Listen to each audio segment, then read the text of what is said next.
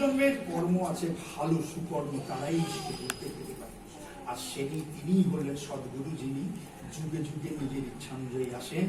যেমনি রাম এসেছিলেন, রাম কৃষ্ণ বুদ্ধ যিশু মোহাম্মদ চৈতন্য দেবার কর্তব্য অনুকূল, তাদেরও এসেছিলেন যখন মানুষ জন্মায়নি, যখন পশুও জন্মায়নি, যখন খালি জল ছিল, মৎস্য অবতার হিসেবে এসেছিল, মৎস্য কুর্মকরণ সিংহ বাহন। তাহলে এই যে অবতার আসছে, সেই অবতারকে আমরা পেয়ে গেছি খুব ভাগ্যক্রমে। এটা বুঝতে হবে, সাধারণ গুরুকে আমরা পাইনি, এই নামও আমরা যে পেয়েছি ভাগ্যক্রমেই পেয়েছি। আর যারা অভাগা তারা পেয়ে ছেড়ে দিয়েছে। তাই তো এই বিবাহ ঠাকুরের কোলে একটা মায়ের যদি ছটা পাঁচটা সন্তান থাকে, একটা যদি হারিয়ে যায়, আর মায়ের কিন্তু মনে আনন্দ থাকে। আর যেই হারানো সন্তানকে করে দেওয়া যায়, সে কি আনন্দ। সেমনি এই হারানো সন্তানগুলোকে আমরা যদি ঠাকুরের কোলে দিতে পারি, ঠাকুরের সেমনি আনন্দ। তাহলে ঠাকুর তৃপ্তি কিসে? এই বিবাহের মাধ্যমেই তাকে তৃপ্তি দিতে পারছে। তাই এই ডিপিওয়ার আচার্যদেব এত গুরুত্ব দিচ্ছেন, গোবিন্দদার প্রাণ পণে ছুটছেন। বিভিন্ন বড় গৌরানীমা একদিন বলছেন গোবিন্দদার বন্ধুগুলোকে, এই তোরা দাঁতি ডিপিওয়ারটা শেষ করতো, ছেলেটার কি অবস্থা, খাওয়ানি নাওয়ানি দাওয়ানি, তো প্রাণ লাগিয়ে দিচ্ছেন কিভাবে। তো সেই জন্য আমরা অন্তত একটু করি, কিছু তো করি, সবাই মিলে না করলে হয় না। আমি যেটা দেখলাম, এই ঘুরে ঘুরে চারিদিক সবাই যদি করে না, এটা অনেকটাই হয়। মানুষ কিন্তু বসে রয়েছে, আর কি আনন্দ হয় আমরা গেলে। আমরা যেই যাই তার কাছে, তার খুব আনন্দ যে গুরু ভাইরা আমাদের বাড়িতে এসছে, আচার্যদের পাঠিয়েছেন আমাদের, কি আনন্দ তাদের। সেই জন্য এই রবীন্দ্রনাথের স্মৃতিটা একটু বোঝানো। স্মৃতিটা ঠাকুর বলেন অ্যাসকেটিক ওয়েতে করতে, AACTIC, সেটা কি? তাপস ভাবে। তাপস ভাবে মানে তপস্বীর মতো। সেই জন্য ঠাকুর বলছে নিখুঁত ভাবে যে স্মৃতি করে, শক্তি সমৃদ্ধ সে অজয় প্রদর্শন। এটা হলো নিকুঞ্জলা যোগের মতো, যে নামধান স্মৃতি করে বেরিয়ে যায়, নিকুঞ্জলা যোগ্য করে বেরোন। সেটা আবার কি? সেটা রাবণের বড় ছেলেটা রোজ করতো ইন্দ্রজিৎ, তাকে মারা খুব কঠিন ছিল, কেউ মারতে পারত না। লক্ষদিন মারল, এই যোগ্যতা ভঙ্গ করে দিয়েছিল। তাই আমরা স্মৃতি যদি নিষ্ঠা সহকারে পবিত্রভাবে করি, এটা মানুষকে বোঝে। সেই জিনিসটা যখন সে বুঝে নেয়, তাই তো আমার এই সে মানে নিজের দুঃখ কষ্ট দেখে সে ছেড়ে দেয়। যেই বুঝে যায় যে আমি তো এইভাবে করিনি, আমি তো এইভাবে করিনি, আমি তো যাজনই করিনি, আমরা এসেছি কেন? আপনার মঙ্গলের জন্য। ঠাকুর বললেন অন্যের মঙ্গল কামনায় নিজের মঙ্গলের বসে। আপনার মঙ্গল করতে না পারলে আমাদের যে মঙ্গল হবে না। আপনারও মঙ্গল তখনই হবে যখন আপনি অন্যের মঙ্গল। এটা এখন সে বুঝতে পারে, সে লাস্টের দিকে কি যে করবে, খেয়ে যান দাদা, এই করে যান সেই করে যান, সে খুব খুশি হয়। সেই জন্য আমাদের এই মাধ্যমে যত নিশ্চিত বোঝানো দরকার।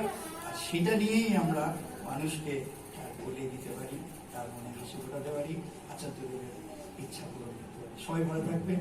জয় গুরু। তাহলে কিন্তু আমাদের মধ্যে বোধ সঞ্চয়,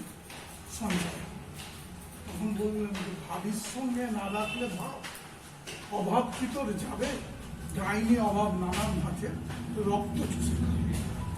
এই ভাবি যে তখন যে কথাগুলো জনমুখর কথাবার্তা, যাজনমুখর কথাবার্তা এবং ঠাকুরের পথে চলার কথাবার্তা যেগুলো শুনছিলেন, ঠাকুর সেই জায়গাটায় বলছেন যে এই কর্ম সৃষ্টি করে গেছেন ঠাকুর। কি কর্ম? প্রথম যখন ঠাকুর ছিলেন তখন দীক্ষা ছিল, হয়তো মায়ের কাছে গিয়ে কিছু কিছু দীক্ষা হতো। পরবর্তীকালে বর্দা যখন আসলেন, ঠাকুর থেকে বর্দা দীক্ষার কিছু মন্দিরকে সৃষ্টি করলেন। কিসের মাধ্যমে? উনি 108খানা মন্দির তৈরি করার জন্য সারা ভারতবর্ষে ওনার জীবন দিয়ে সেই 108খানা মন্দির তৈরি করার প্রচেষ্টা চালিয়েছে। আচার্যদের পূজ্যবাদ দাদা কি করলেন? 108 জায়গায় সেগুলো তো কমপ্লিট করলেনই, একটা হয়তো অফ হয়ে আছে, কিন্তু আচার্যদের হাজার হাজার মন্দির তৈরি। এখন পূজ্যবাদ দাদা সেটা লাখে পরিণত করে ফেলেছেন। তাহলে ঘটনা হচ্ছে এটা আমরা যখন ছোটবেলায় জামাল্লা মন্দির উদ্বোধন হয়েছিল, পূজ্যপাদ শ্রী শ্রী বর্দা কলকাতা থেকে 100 লোক নিয়ে জামাল্লায়, জিতেন দত্ত বলে এক ডাক্তার আজিকর হসপিটালে ডাক্তার ছিলেন, তিনি আমার ঋত্বিক ছিলেন। তিনি ওখানে ডাক্তারি চার্জটা পান ওই হেলথ সেন্টার। সেখানে কোনো কোয়ার্টার, একটা ছোট্ট কোয়ার্টার, আর রান্না করে নিজেই খেতেন। আর ওনার উপরে পূজ্যপাদ শ্রী শ্রী বর্দা বললেন যে ওখানে মন্দির তৈরি। আপনি চাকরি করতে গিয়ে 92 বিঘা জমির উপরে মন্দির তৈরি করা আরম্ভ করলেন। এর মানেটা কি? বললো কলকাতা থেকে অনেক টাকা আসছে, কলকাতার টাকা দিয়ে এখানে মন্দির তৈরি করলে এখানে মানুষের কি আর মঙ্গল হবে?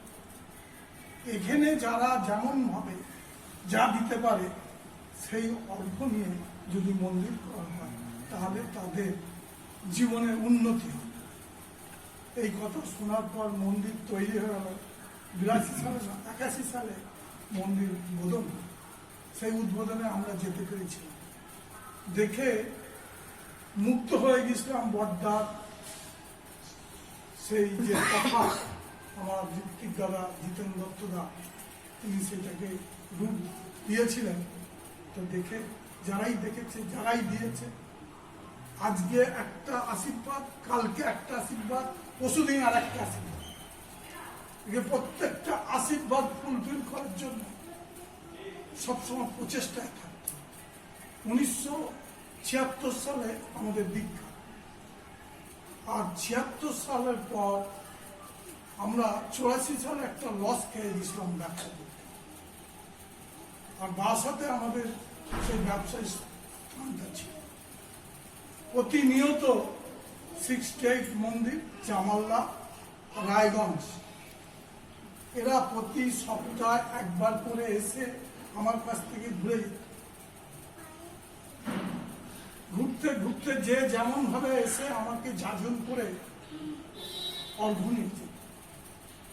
অর্ঘ্যটা তখন 200-100 টাকা নয়, তখন 1000 টাকা এবং 5000 টাকা। এটাকে যেই আসবে, দেখা গেল যে বোম্মাদা প্রথম জামাল্লা মন্দিরের জন্য বললো, জয়দেব জমি বিক্রি করতে হয়, করো, বিক্রি করে টাকা দাও। তার কথা শুনে জমিও বিক্রি করেছিল। জমি বিক্রি করে বাড়ি করব, তখন বলছে যে জমি বিক্রি করার আগে ঠাকুর প্রণামী দেবে, ঠাকুরের জন্য দেবে, ভিত করার সময় আবার ঠাকুরের টাকা। এইভাবে প্রতিটা মুহূর্তে তাকে আমাকে জর্জরিত বলা যায়। কিন্তু আমি তখন এতটা বুঝতাম, এখন যেটা বুঝেছি, আমার মায়ের সোনা ছিল প্রায় 40 ভরি, সেই 40 ভরি সোনা 68 মন্দির তৈরি করা। আমার দাদা সেই সোনাটা থলি করে নিয়ে গিয়ে মোহাম্মদার হাতে দিয়েছে। এই যে ব্যাপারগুলো আজকে দিয়েছি আমরা, সব পেয়েছি কত গুণে সেটা বলে বোঝাতে পারবো। শূন্য না হলে তাকে অনুভব করা যায়, আর শূন্য যখনই হবে তখনই দেখবেন তার দয়াটা জীবনে করেছে। সেই জন্যই ঠাকুর প্রতিটা মুহূর্তে আমাদের এই কর্মের মধ্যে রাখতে চেয়েছেন। কর্মবিহীন কোনো ঠাকুর ধরে চলা যাবে।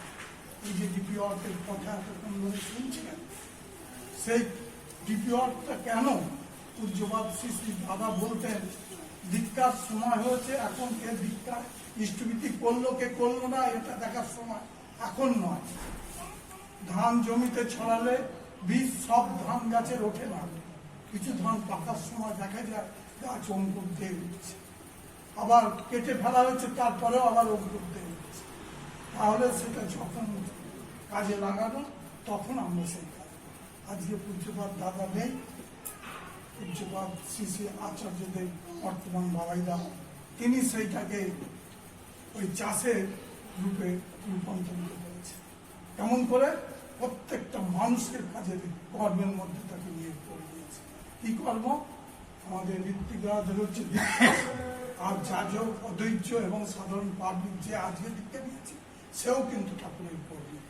সেই কর্মীদের কর্ম হচ্ছে এটা যে সর্বদাই সে ভ্যানাওয়ালা হোক, রিক্সাওয়ালা হোক, অটোওয়ালা হোক, আর আপনার মাছওয়ালা হোক আর সবজিওয়ালা হোক, সবার কাছে গিয়ে ঠাকুরের দুটো একটা কথা বলে তার মনটাকে জাগ্রত করে।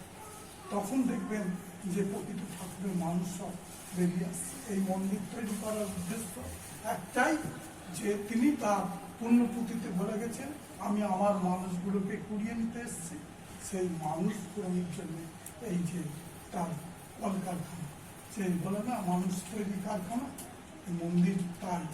সেই মানুষ কুড়িয়ে সেই মন্দির যারা পরিচালনা করবে এবং মন্দিরের দায় দায়িত্ব যারা পালন করবে তারাই হবে প্রকৃত ঠাকুরের মানুষ। আর তারা দূর থেকে অনেকে অনেক রকম ভাবে অনেক কথা বলবে, শুনলে কিন্তু সেটা হবে না। শুনলে নিজে মানে গভীর হয়ে যাবে, তখন আর কাজে এগিয়ে যাওয়া যাবে। সেই এগোনোর জন্যে আমাদের প্রচেষ্টা হচ্ছে এটাই। দ্বিতীয়, আপনারা যারা আছেন প্রত্যেকে একদম প্রাণ খুলে ঠাকুরের কথা বলেন, আর প্রাণ খুলে মানুষকে ঠাকুরের পথে নিয়ে আসেন, আশীর্বাদ করেন। আমাদের সন্তোষ একটা ছোট্ট কেন্দ্র মন্দির ছিল, পূজ্যপাত শ্রী শ্রী আচার্যদের, সেটা শিব মন্দির তৈরি করার কথা দেখে বলবেন। সবাই গিয়ে দলে দলে লোক গিয়ে বলে যে আমাদের মন্দির করবো, আমরা জমি কিনবো। আমাদের জমি পূজ্যপাত দাদা কিনে দিয়েছিলেন, আর পরবর্তীকালে পূজ্যপাত আচার্যদের সেটা বলছেন যে শিব মন্দির তৈরি করতে। এই শিব মন্দির তৈরি করতে গিয়ে বলেছে যে পারবেন তো? আমরা আগে আপনি বলেছেন 1 বছর 3 মাসে আপনার প্রায় 4000 স্কোয়ার ফুট করে এক একটা তলা, 3 তলা ঢালাই হয়ে গেছে, ঢালাই হয়ে প্লাস্টার হয়ে গেছে, প্লাস্টার হয়ে তার উপরে গম্বুজ হয়েছে, 47 ফুট হাইট বড় গম্বুজ, তার উপরে নকশা হয়েছে, তার আরো 2টো গম্বুজ হয়েছে, তার উপরেও নকশা হয়েছে। এবং সামনের দিকে যে নকশা হচ্ছে, যারা নকশা করছে তারা অন্তত 20 লক্ষ টাকা নেবে। আমি এটা শুধু দেখে অবাক হয়ে যাচ্ছি, তিনি কেমন করে আমাদেরকে কাজের মধ্যে লাগিয়ে রেখে দিতে চান। সেই জন্য আমরা সেই কাজ করছি। আপনারাও যদি ভাবেন ওই কাজে আপনারা প্রাণ করে যুক্ত হবেন, তাহলে কিন্তু তার দয়াটাকে জীবনে উপলব্ধি করতে পারবেন। আমরা প্রতিটা মুহূর্তে তার দয়াটা উপলব্ধি করছি, সেই জন্যই আপনাদের কাছে এই কথাটা বললাম। তাহলে আপনারা সবাই ভালো থাকুন। আজকে যে দাদা উৎপলদা এই সৎসঙ্গের আয়োজন করেছেন, তার সর্বাঙ্গীন মঙ্গল কামনা করি, এবং আপনারা যারা এসেছেন সবাই শারীরিক মানসিক সকল দিক থেকে ঠাকুরকে ধরে সুস্থ থাকেন, সুস্থ থাকেন, আর ঠাকুরকে মাথায় করে রাখেন, এই আমার এই বলে আমি আমার কথা শেষ করলাম। রায় এবং জয় গুরু।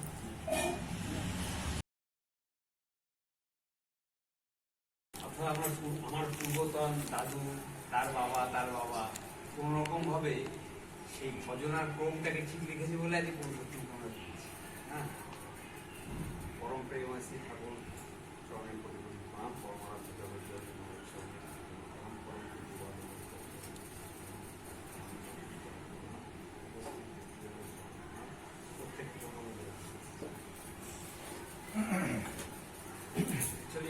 আমি কালকে একটা জায়গায় সৎসঙ্গে গেছিলাম, তা উনি ঠাকুর দর্শন করেছেন।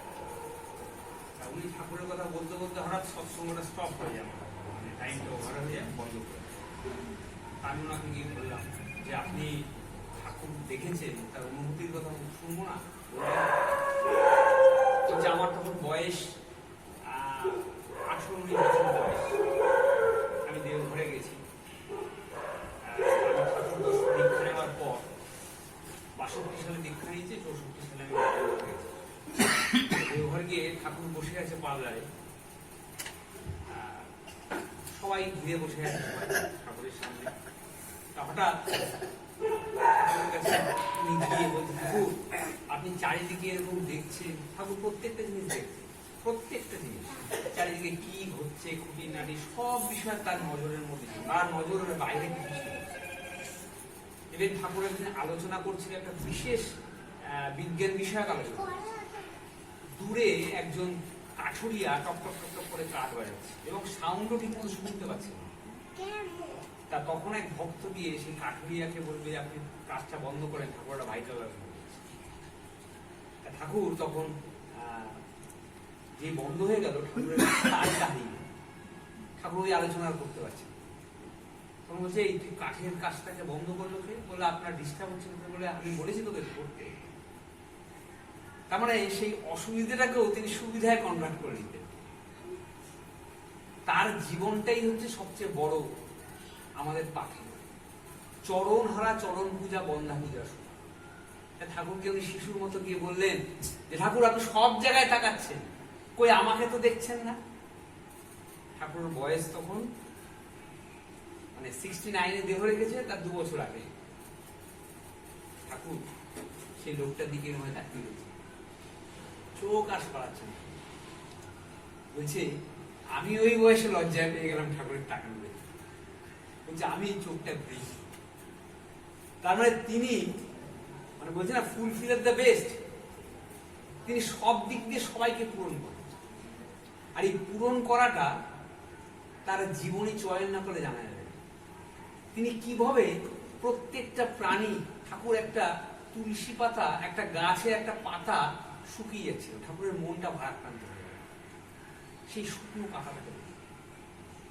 মানে তিনি প্রত্যেকটা বস্তুর উপর তার প্রেম এত অবাধ, এতটা অবাধ, এটা তার জীবনীর সাথে যুক্ত থাকা, তার জীবনীকে প্রতি মুহূর্তে উপলব্ধি ছাড়া আমরা সেই ব্যাপারটাকে শিখতে পারবো। আর দীপিকাজ আমাদের জন্য, আমরা যারা ঠাকুরকে নিয়ে চলি মিনিমাম টুকু আসলে দয়া করে তাদের ডেভেলপমেন্টের জন্য দীপিকা। শ্রী বরদা একটা কথা বলতেন যে পূজা করা মানে কি জানেন?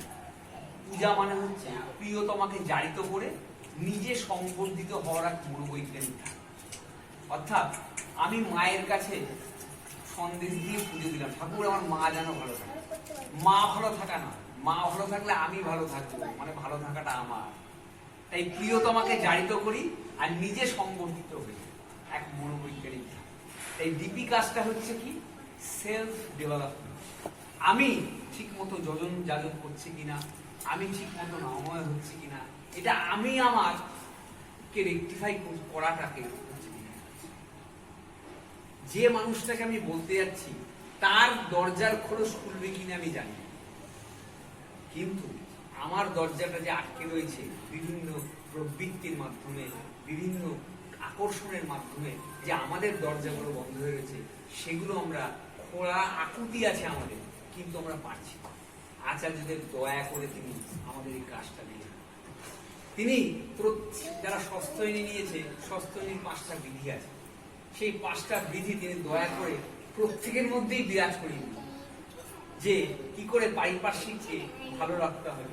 তিনি ভালো না থাকলে আমরা ঠাকুর যখন বয়স, একদিন ঠাকুর বসে আছে, হঠাৎ এক ভক্ত ঠাকুর বলছে ঠাকুর আপনি যে বলছেন মরোনা মেরোনা পারা তো মৃত্যু কবলিত করে। ঠাকুরের কাছে বিজ্ঞানের এত কিছু ইনফরমেশন আছে। স্বয়ং কৃষ্ণপ্রসন্ন ভট্টাচার্য মানে একটা ছেলে স্টুডেন্ট যদি ঠাকুরকে নিয়ে ভাবে চলে, তাহলে তার সায়েন্টিস্ট হতে তার বেশিক্ষণ লাগে। সে যে বিষয় বলবে, ঠাকুর বলছেন মরোনা মেরোনা পারো তো মৃত্যু অবলুপ্ত। বলে আপনি এসব কি কথা বলছেন? মৃত্যু কেবল অবলুপ্ত করা যায়। দুভাবে তার উপায় বলে। কি করে বলছে? একটা হচ্ছে আমরা এই যে ঠাকুর যোজন যাজন ইষ্টবৃত্তি স্বস্ত্যয়নী সদাচার এই যে মেনটেন গুলো দিচ্ছে, ঠাকুর বলছেন যে এইগুলোকে যদি আমরা ঠিক মতো মেনটেন করি তাহলে আমরা স্মৃতিবাহী চেতনার অধিকারী। অর্থাৎ একটা মানুষ যদি স্মৃতিবাহী চেতনাকে আয়ত্ত করতে পারে, সে তার মৃত্যু, তার পরজন্ম কোথায় হবে সে জানতে পারে। ঠাকুর এই প্র্যাকটিসটা করাতে চেষ্টা। আর কি বলেছিলেন? আর বলেছিলেন আমাদের স্পাইনাল কর্ডে একটা লিকুইড আছে, সেই লিকুইডটার মধ্যে রেডিয়াম ক্লোরাইড, থেকে কৃষ্ণপ্রসন্ন ভট্টাচার্য বলেছেন যে রেডিয়াম ক্লোরাইড বলে একটা সলিউশন আছে, তার মধ্যে অক্সিজেনে ডিজলভ করে এমন আনুপাতিক ভাবে যদি সেই মৃতপ্রায় মানুষের সেই স্পাইনাল কর্ডে পুশ করা যায়, তাহলে সেই মানুষটা বেঁচে যেতে পারে। তাহলে এটা করবে কি? এই ব্রেনটা কার হবে? এই ব্রেনটা সেই সৎসঙ্গের মাধ্যম দিয়ে আসবে। তার জন্য ঠাকুর কি বলেছেন? তার জন্য ঠাকুর বলেছেন বিবাহ রীতিকে মেনটেন। সমুদ্রের জলকে খাওয়ার জলে রূপান্তরিত করবো কিনা তার ব্রেন এখনকার সায়েন্টিস্টদের মধ্যে না আসলেও পরবর্তী সায়েন্টিস্টদের মধ্যে আসবে, যদি আমরা ঠাকুরের সেই বিবাহ রীতিকে বুদ্ধি করতে পারি। তিনি সবচেয়ে বেশি যেটা গুরুত্ব দিয়েছেন যে মানুষ জন্মায়, মানুষ তো আকাশ থেকে পড়ে না, মানুষকে জন্মাতে হয়। জন্মানোর কিছু বিধি আছে, এই বিধিকে ফলো করাই হচ্ছে ঠাকুরের নিয়ম। তাই তিনি বারবার করে সেই জনন শুদ্ধির কথা বলেছে এবং বিবাহ রীতি করা হয়েছে। তাই প্রথম যেটা সৎসঙ্গীদের দেখা দরকার যে প্রত্যেকটা ফ্যামিলিতে যেন বিবাহ রীতিটা ঠিক থাকে। এটা কিন্তু অবিন্দাদা এখন বারবার করে বলছে, বারবার করে বলছে। কারণ নহলে এই সৎসঙ্গ করার কোনো ডেভেলপমেন্ট আসবে না। ঠাকুরের যে মিশনটা সেটা অধুরা থেকে যাবে। ঠাকুর মায়ের জন্য কি করেছে, আজকে আমরা যে সৎসঙ্গ করছি, সবাই মিলে করছি, এটা কার জন্য করছি? গুরুর ভক্ত কি করে হতে হয়? ঠাকুরের গুরু ছিলেন ঠাকুরের মা। ঠাকুরের মায়ের জন্য এই সৎসঙ্গ আন্দোলনটা তৈরি করে। ঠাকুরের মা বলেছে ভাই তুই ঠাকুর হ, ঠাকুর হয়েছে। মা বলেছে যে ঠাকুরের মাতৃভক্তি, এত মাতৃভক্তি যদি সন্তানের না থাকে, বলছে মাতৃভক্তি অটুট সেই ছেলে হাত থেকে, তাহলে মাতৃভক্তি হবে কি করে? কার দেখে মাতৃভক্তি আমি শিখব? রামকৃষ্ণদেব যেভাবে মাকে ভক্তি করতেন, চৈতন্যদেব যেভাবে মাকে ভক্তি করতেন, আমি কি করি সেভাবে? ঠাকুর মুকুলচন্দ্র মাকে যেভাবে ভক্তি করতেন, আমি কি করি সেভাবে? আমাকে শিখতে হবে। ঠাকুরের মায়ের প্রতি ভালোবাসাটা অদ্ভুত। ঠাকুর বলতেন যে তোর আজকে পরীক্ষা ভালো হবে না, ঠাকুর জানা সত্ত্বেও পরীক্ষা দিত না, ভাবাই যায় না। এখনকার দিনে মাকে আমরা চ্যালেঞ্জ করি, ও তুমি বললে পারবো না, দেখো কি অঙ্কটা কি করে আসে। ঠাকুর ভাবতেই পারেন না যে তার মাকে তিনি পড়াইতে করবেন। ঠাকুরের মা যখন চলে যায় ঠাকুর পাগল হয়ে যায়, আর মেমোরিয়াতে সমস্ত কিছু তিনি করে দিয়ে গেছেন আর লিখে দিয়ে গেছেন, মা জানি হয়তো তোমার জন্য সব রয়ে গেল, যদি জন্মান্তরবাদ সত্য হয়ে থাকে তাহলে তুমি এগুলো এসে আবার গ্রহণ করো। কি প্রেম! এই প্রত্যেকটা বিষয়ের উপর প্রেম। এই প্রেমময়কে ধরতে গেলে আমরা যাকে পেয়েছি তিনি হচ্ছে প্রেমের ঘনমূর্তি। তার জীবনীকে যখন আমরা ভালো করে পড়বো এবং নিত্য পাঠ করব, প্রত্যেকটা জিনিস তিনি কিভাবে কথা বলে, ঠাকুর তো আমাদের থেকে আরো বড় এক্সপেক্ট করেছে। ঠাকুর বলছে আমারে দেখে যারা মুখ ফিরায় চলে যায় তারা তোদের দেখে আমার কাছে ফিরে আসে। মানে ভাবাই যায় না তার এক্সপেকটেশনটা আমাদের ক্ষেত্রে কি লেভেল। তাই তার জীবনী প্রত্যেকদিন পাঠ করাটা দরকার। আপনারা প্রত্যেকদিন ঠাকুরের জীবনীটাকে পাঠ করবেন, তাহলে তার ভাবটা আমরা তাড়াতাড়ি করে পেতে পারি। এই বাড়ির প্রত্যেকের কল্যাণ হোক, পারিপার্শ্বিক প্রত্যেকের কল্যাণ হোক।